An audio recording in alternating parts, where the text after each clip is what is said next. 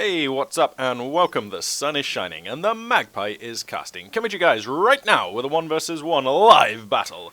Featuring a spawning in the north, it's going to be the Soviet player, Fortune, who I just looked on CoH2.org. I believe he's like the number 4th rated Soviet player at the moment on the ladders. So should be a good game from Fortune here.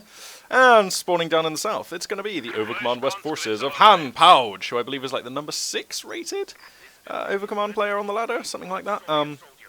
Yep, these two players are both pretty beefy in the standings. They should know what they're doing. I'm just going to scroll around the map here a little bit, just pan around. The map here is, of course, Road to Kharkov. Now, this is one of the maps which has had some changes with the December the 3rd patch. Some line of sight blockers have been moved. A couple of buildings, I think, have moved. Actually, I'm not sure about buildings. But certainly, the way the middle of the map looks is now very different, and I'll just pan over there in just a second. I'm just seeing if there's any other changes around the place as the initial units move on out and get their capping done. Yeah, this is the area which has changed the most. Now, you'll notice it's almost unrecognizable to how it used to be. Of course, there used to be like one victory point like here, and then there was like a little wall here with a gate here, and then there was an enclosed middle area with a point around about here, and this was all line of sight blockers. So basically, the middle of this map has changed a great deal, and we'll have to see how these two players move through and decide to exploit the middle of the map now. The opening build orders, it seems like neither player has chosen a commander just off the bat. Soviet player has gone for Tech 1, and he's going to be bringing Maxims onto the field at this early stage. The Overcommand player going for a reasonably standard Volks, a brace of Volk squads and a Kubelwagen here.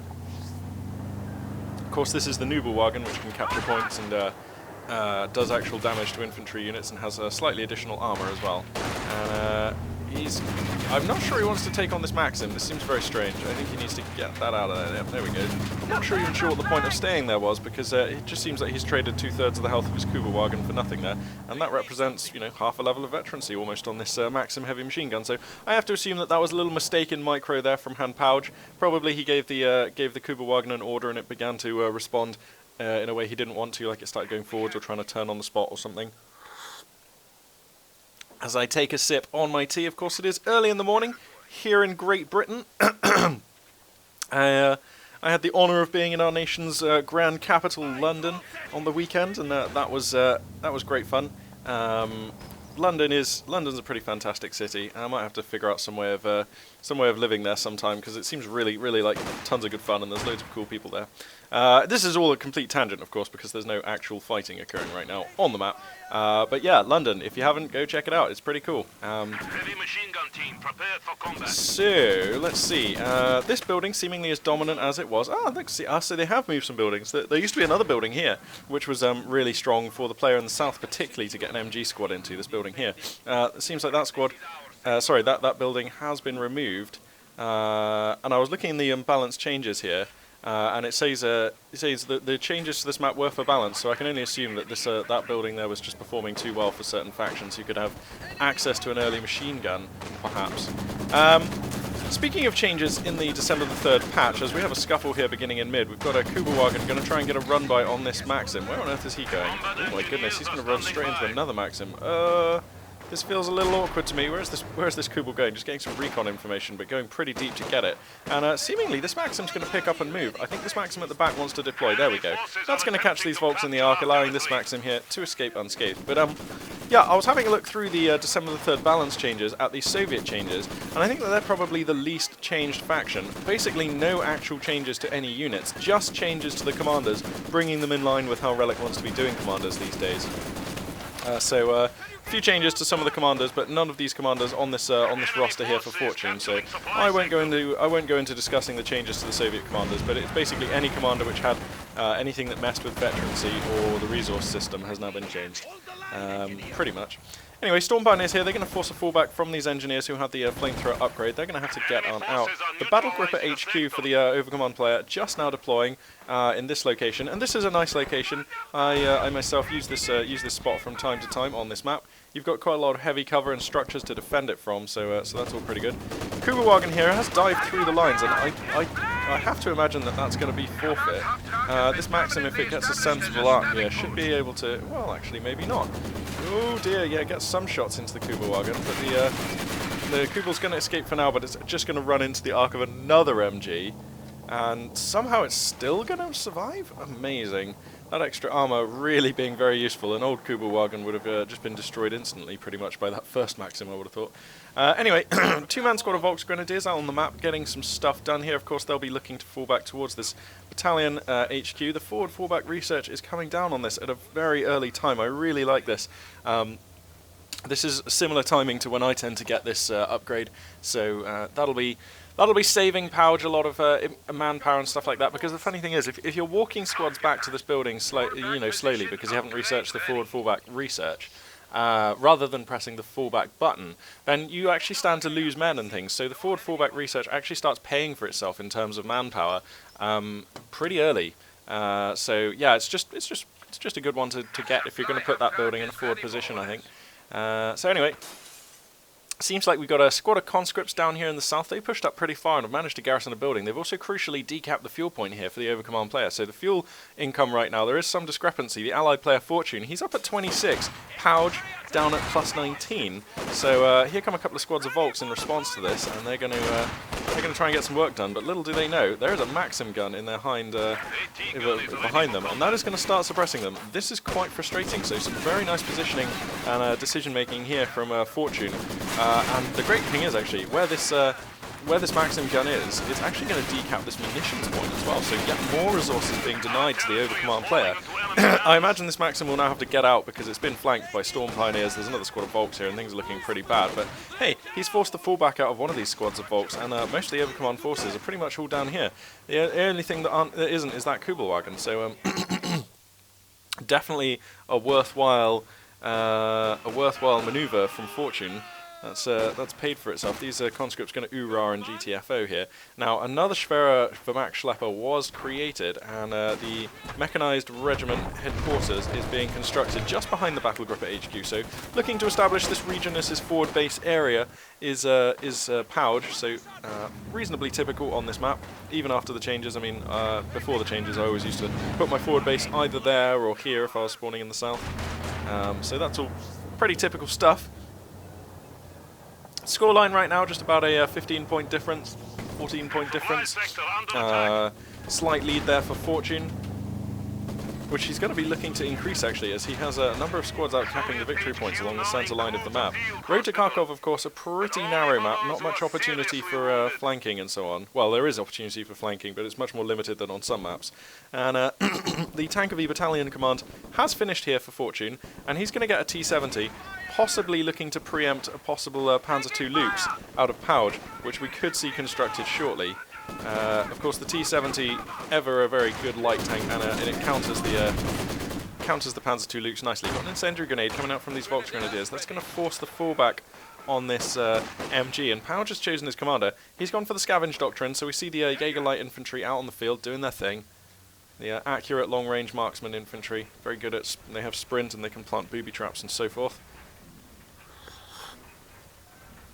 And I would say Scavenge Doctrine, pretty much the best all-rounder for Overcommand. This gun on the field for the Soviet player, out in position. 51 supply over 35. Now, it's typical that Soviets do get off to a reasonable supply lead. They can build squads. Their squads are cheaper on average than Overcommand squads. And they don't have to do things like research the forward fallback point and so on. Although I suppose they do have to build the medic upgrade, which has been taken. So actually, yeah, Fortune's squad leader basically just do down to the different costing between the two factions. Now here comes that T-70, that's going to chase away these Jaeger lights pretty much immediately. It's even going to start doing some work on these Volks. Decent range on that autocannon actually. Or rather on that cannon.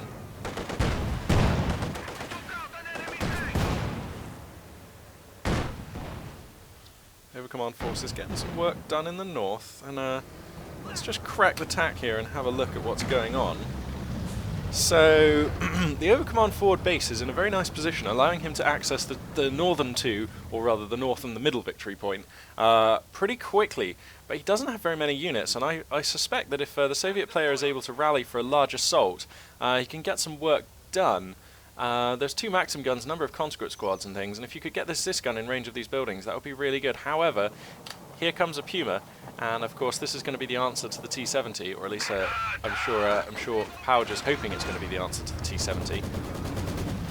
Maxim gun gets deployed in another good position here, but he decides to move it. I wonder why that is. Anyway, T-70 is going to come in and he's wisely going to focus fire the squad that has the Panzerschreck, but here comes the Puma, and that's going to force the light tank back. Pow, taking a pretty spicy hit there. Oof.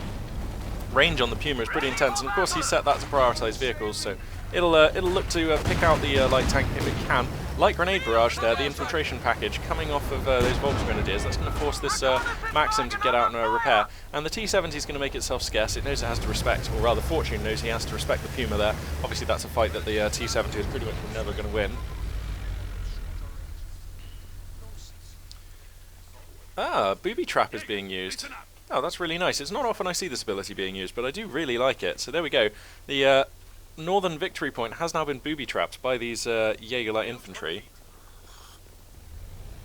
Now, there is a metal detector in the ranks for the Soviet player. Here it is on these engineers.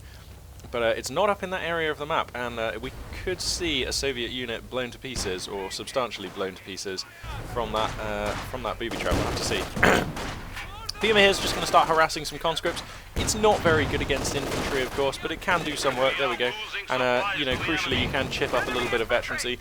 Once you get to veterancy 2, that little machine gun, the little coaxial machine gun in the turret, actually starts being quite reasonable. But look, this is risky, you see, because the Soviet player knows where the Puma is. He knows the Puma's pretty much staying still. So here comes the Zis gun, and this is probably going to thunk around on into the Puma. Bam! There we go. And now it's down to PaoJ's reaction time. Another shot from that Zis gun will destroy the Puma, and oh my goodness, he smokes and gets out, I suspect, just in the nick of time.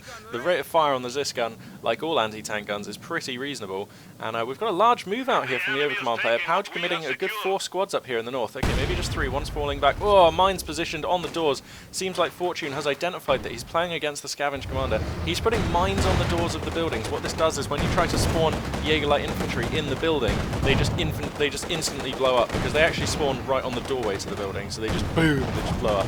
So yeah, of course, you know, players out there, if you're playing against Overcommand and you're getting frustrated by Fallschirm Jaegers and Jaeger Light Infantry, then yeah, this is a good way of taking the situation in hand. You can just put mines on the doors of buildings you suspect that they're going to deploy from, and it's a 30 munition gambit. I believe it's a 30 munition gambit. I could be wrong actually.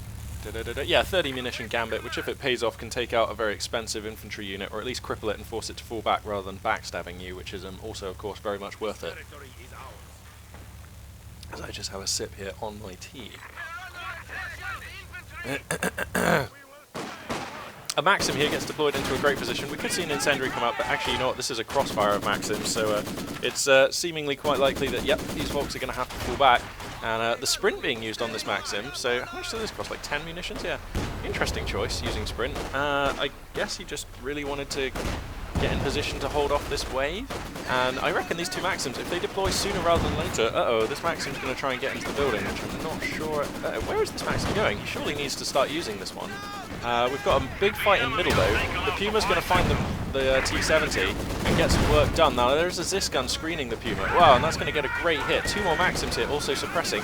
While back up in the north, a grenade package comes down. That's going to miss, and the two Maxims are going to force the Axis infantry back in that area of the map. However, bear in mind, there is a booby trap up there, and Werferman, the Stuckers of Fuss, multiple rocket launcher half-track, is here, and that has caused the death of at least 1 Maxim squad there with its initial barrage. The T-70 also finally gets hunted down by the Puma, chasing just a little too deep into Axis territory there, and of course with no Zis support, that was definitely a risky move there from Fortune.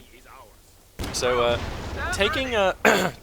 losing some ground, but taking a lead in the engagement there. Now the booby trap has gone off. That's going to force this. It kills 3 members of the Maxim machine gun team, and some Jaeger Light Infantry going to get deployed up in this building. They're going to start picking down that Maxim, so I imagine that one will have to fall back soon. But behind all this, Fortune was able to take this point, which is crucially the cut-off point. If I crack the tack, you can see. So that has actually cut off the Overcommand fuel point for some time there, which is of course going to be relevant as things move on. Fuel, of course, is like the vital resource for teching. Speaking of teching, we've got a mechanized armor camper now, the highest tech building here for the Soviet player coming down. These engineers have just stopped building it before it's finished. He's cancelling it. He is cancelling? Now, why would he cancel? Maybe it's because, I mean, he knows his opponent doesn't have a Schwerer Panzer HQ, so maybe that building is basically not needed? Or Yeah, I don't know, because Fortune's banking a lot of manpower and fuel, so it's not like he needed those resources elsewhere. More mines going off at the door of this building here. Seems to me like one metal detector in the army here for PaoJ may not be enough. There's a lot of mines all over the place, and if this Puma falls foul of some, that could be really annoying. There is a Maxim HMG here, which I'd love to see him salvage, actually. There's some fuel going begging there. It's only a little bit, you know, consistent salvaging will definitely help. Whoa! These Jaegerlights getting cut down in their prime. More mines on the door. I think we need more metal detectors here. Surely PaoJ has to be wise to this kind of a plan now. Uh-oh, this Jaegerlight infantry. There we go. He's going to see this advancing Soviet force and get the fallback. These Jaegerlights are going to look to take the fight, but I'm not sure what they're going to achieve. This Maxim's going to suppress them very quickly. Soviet forces are capturing the northern victory point. And we've got shock troops on the field now, which means that Fortune has chosen the Terror Tactics Commander. Oh, so this is a brutal commander. Gives you the shock troops, the fear propaganda artillery, which is horrendous. Oh, Werferman taking shots though, and it's gonna land more or less on this Maxim, but not doing any damage really, just to the right, falling in between these units. So pretty unimpressive barrage there from the Werferman. Just 3 kills on that thing still. But as I was saying, the Terror Tactics Commander here, he gets the shock troops, the fear propaganda artillery, the ML-20, the KV-8, and the IL-2 precision bombing strike. Those are all very good abilities, used correctly, of course. And the IL-2 bombing strike is fantastic. That thing can kill a Tiger tank, so that's a real good one. More mines being deployed in a fantastic position. Clearly looking to catch out a vehicle here as Fortune, and I have to commend the Soviet players' use of mines. They have been fantastic throughout this game, and I've just seen, we must have seen probably 4, maybe 5 good detonations so far, or at least, yeah, I would say probably 4, yeah. And seemingly force-firing this Maxim gun to deny it to the Overcommand player. So there we go, there's 5 fuel, which the Overcommand player isn't going to get, or indeed a Maxim gun, which Overcommand players would usually love to have. So anyway, Panzer II is now added to the ranks for the Overcommand player. This one's kind of just idle, sitting in the base right now, but I imagine that one will come forward because, you know, that could be useful in these fights right now.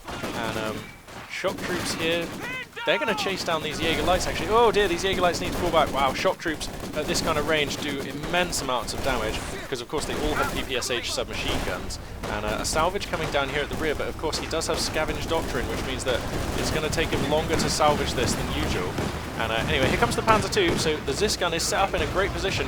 That's going to, I would imagine, take a shot at the light tank. Whoa, it's going to miss the first round. Lucky break there for PaoJ, who's going to start scurrying south to get out of the arc. Now the Zis gun repositions to acquire the Puma, and that should be a hit, I think. Yep, the Puma's not even moving. Whoa, he needs to get this Puma out of there, actually. Uh-oh. No, the Zis gun is going to relocate. Okay, fair enough. Maybe he lost line of sight on that Puma. It is quite a way away from this MG.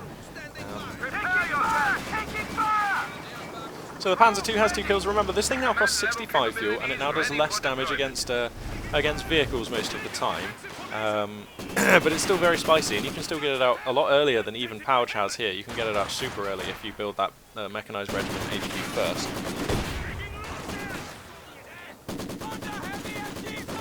These Maxims have been doing great work for the Soviet player the entire game. Uh-oh, here comes Werferman barrage though, and you have to imagine that's falling here. Doing some okay damage, but actually it only killed 1 man. So, or did it kill 2? No, 1 man, so yeah, not the best barrage there from PaoJ. I feel like he was a little unlucky with the where the rockets actually fell. This Zis gun though is down at like 33% health and is in negative cover, so if he can sneak some infantry, yeah, here we go, get some infantry round behind, get an infiltration grenade package onto this thing, then that should be the end of the Zis gun, and right now that is pretty much all the AT for the Soviet player. So yeah, here we go. Look, here comes the infiltration grenade package. You know what? Whoa, he's going to use that on the Maxim. Okay. I think probably just going for the Zis gun would be pretty good there, especially seeing as how the Zis gun actually has your Puma in arc right now. But he's going to use an incendiary on that one. So actually, you know what? He's probably going to get both squads here. Unless that Zis gun. Oh, he needs to prioritize the Zis gun. There we go. The Luke's prioritizing the Zis. Wow, and getting the Maxim squad as well. So quite the turnaround there for PaoJ. 67 supply over the 47 for the Soviets, so that's pretty desperate times. These shocks are going to reman the Zis gun, there we go, and that's going to force the Panzer II to get back, or it's going to take a shell in the face, and the engine got totally destroyed. This is like heavy engine damage. Look at this Puma here, trying to crawl on out of the battle, and Fortune knows about it. He's trying to push with the Zis gun, but changes his mind when he sees the massive amount of Axis infantry sprinting in here, and he's going to use the propaganda artillery barrage, but it's just didn't quite give enough lead, so that's not actually going to catch any of these Axis units. He's going to pick up a Maxim for his troubles here. Is PaoJ, that's real nice, and then he's going to fall back himself. So how much is this propaganda barrage? 80. Such a good ability, such a good ability. Engineers here in the south, they've managed to capture this victory point, which means that right now under the clock is the Axis player PaoJ. Now, we could see some mines deployed around here. I wouldn't hate that at all, but actually, you know what? Fortune's bang out of munitions, so that's not an option. Whoa! The Panzer II gets hunted down, though. Engine damage has been caused. The Zisgun has it in arc, and it is probably, it is almost certain to go down. The Wertherman's firing, and you have to imagine that's going to land here. Oh, no, I'm totally wrong. It's going to land here. Oh wow, that's going to crush a machine gun in a building there, so pretty unlucky stuff there. But here comes a KV-8 flamethrower tank. Now, there is a Puma on the field and there are 3 Panzerschrecks, so actually I feel like the Axis player is reasonably well positioned to deal with this.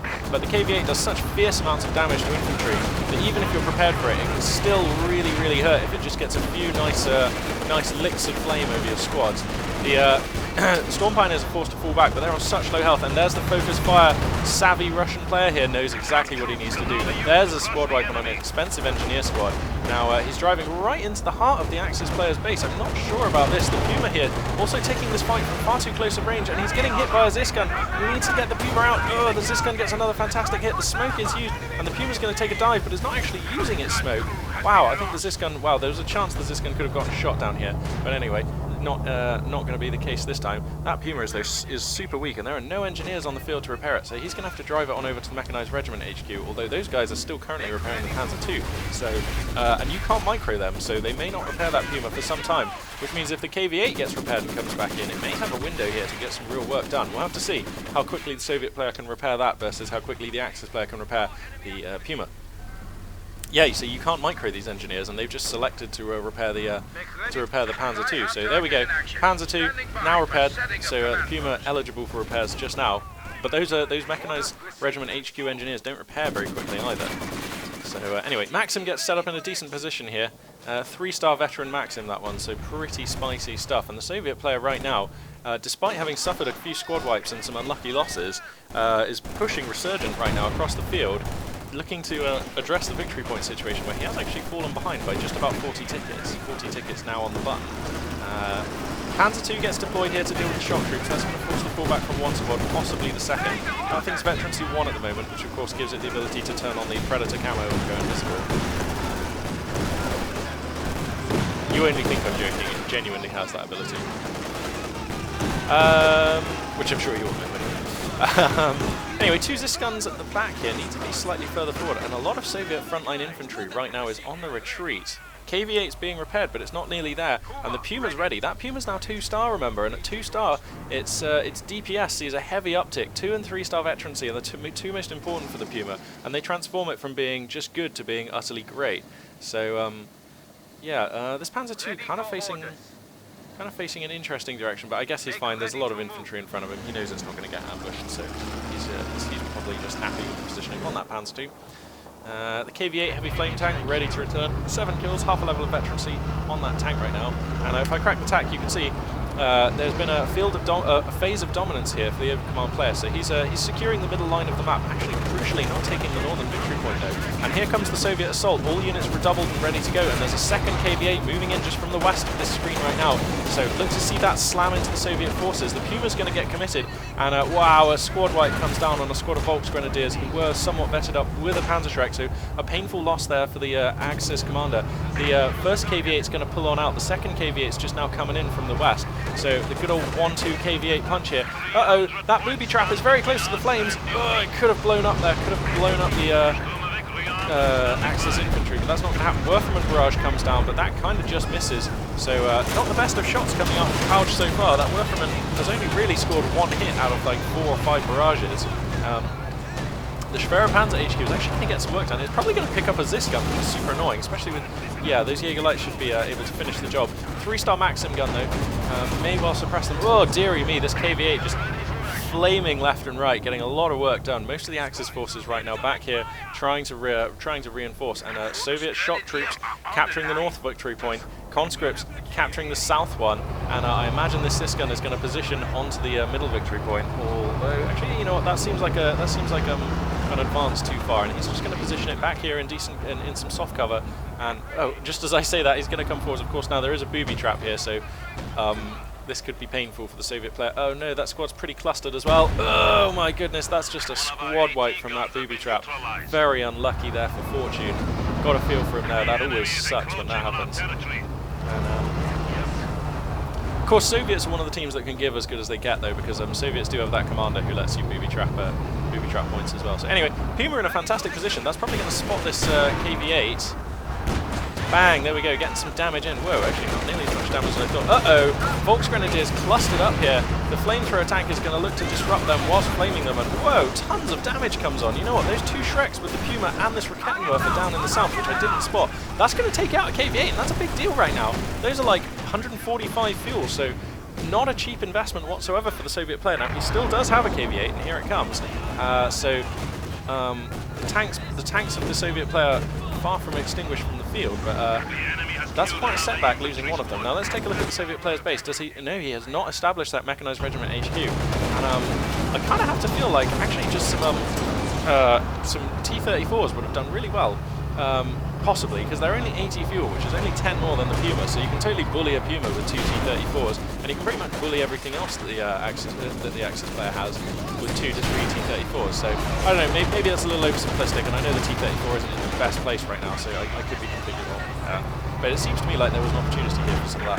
Anyway, Werferman's finally getting a massive hit, destroying a conscript squad, a Zis gun squad, reducing this Maxim gun to basically nothing, and that is, Fortune has seen enough. He knows that he's probably out of this game. He has very few squads remaining, just a KV-8 and no real AT. The Axis player has a much more well-balanced force and the option very soon to invest in probably a King Tiger, actually, or maybe just a Panther or something like that. But anyway, he has the fuel and manpower to secure himself whatever unit he so chooses, and he's looking pretty dominant on the field right here. So a victory to PaoJ, and well won over the fierce Soviet commander Fortune, who was using all the tricks. The mines on the doors were great, and well, I don't know, I was about to say I can't fault his decision making, but if I was him, I would have finished that mechanized regiment HQ. I know the KV-8 is very appealing, and I know he was able to go for 2, but it seems to me like the tools that you can get from the mechanized regiment HQ, I mean, a Katushka would have been really, really spicy. You could have just rained fire on this location quite easily, you know, even firing from as far back as like here. So I think a Katushka would have been really spicy. An Su-85 could have been useful. Now that the map has changed, you can park the Su-85 somewhere like here, and it can see all the way through here. And then if you take a convincing fight, you can just push the Su-85 to like here, and then start pressuring the battalion HQ and things like that. And I know the Su-85 is not the sexiest unit. It's very much out of fashion right now, but I still think it's actually very good. So, or at least decent. So, yeah, I don't know. I just think that this game would have played out differently if he'd have built the Mechanized Regiment HQ. And, of course, since he lost, I think playing out differently it's worth a roll of the dice.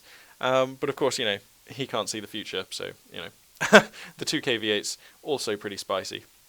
So anyway, yes, that concludes this game. I'm probably going to hop in and cast another. I'm feeling it right now. So, yeah, probably catch you guys soon. Just stretching. Anyway, yes. Magpie 842 for now, signing out.